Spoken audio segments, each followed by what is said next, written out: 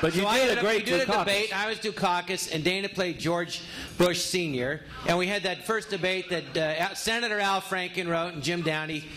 And I'm going like, I can't believe I'm losing to this guy. And that became famous. But anyway, Bush ended up winning, so Dana got to be the president for the next 4 years.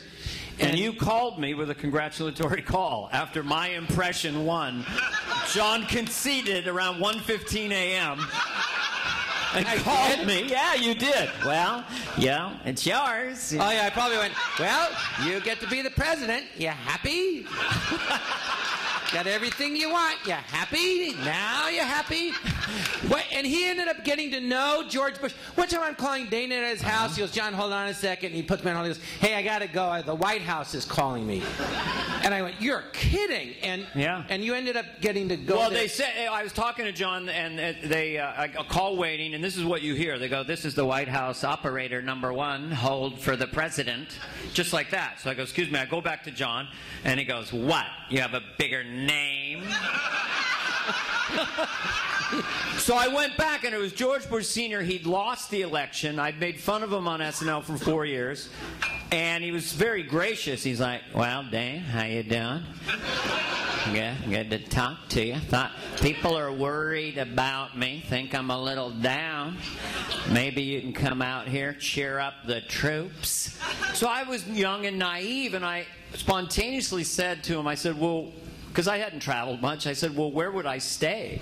So he kind of paused. He goes, well, you could stay right here in the White House with Barr and I. Right down in that whole area, down in that thinger, down in that whole situation down there. So, Flash, my wife and I show up. White House is gorgeous. Christmas time. We go down, and we're in the Lincoln bedroom. And everyone always wanted to know, you know, did we make love in the Lincoln bedroom? And I always found that question offensive. I don't think that's anyone's business. Well, did you? No, I'm not going to say, but my son's middle name is Abe. My point is this. Nothing gets a woman hornier than the Gettysburg Address. I have no idea why. I straddled it, was reading the Gettysburg. No, anyway. And you told me we had Lincoln's ghost. Was it you had sex with a dream? You had sex with Lincoln's ghost. I did. I did have a weird erotic dream about. Yeah. Daniel Day-Lewis was in it. This was in the 90s. Can we stop this war? Daniel Day-Lewis is nothing short of a miracle, as Abraham Lincoln. Even Jesus would say, wow. You wish you had a time machine so you go back to 1860, meet the real Abraham Lincoln and say, you're good, but Daniel Day-Lewis is better. Sally Fields is nothing short of a miracle. Mr. Lincoln, Mr. Lincoln.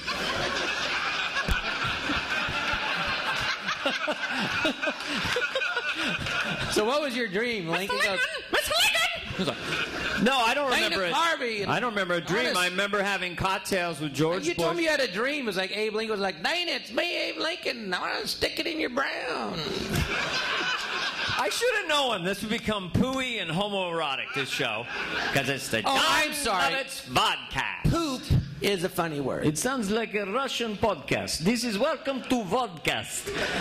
We don't really have video, but we can say our piece. So welcome to Jon Lovitz Vodcast. Was the Lincoln bed, was the bed comfortable? The bed was very comfortable. The Gettysburg Address was there. Was it that Lincoln's actual bed? I'm going to say yes. It was a Sealy Posturepedic, and they were around the 1860s. It was the original mattress, and the sheets, and the pillow, you fucking moron. Now, yeah, it's just called the Lincoln bedroom, but I'm the idiot. No, it was hallowed ground. I was so... And you soiled it. But you're splooch. You're my wife.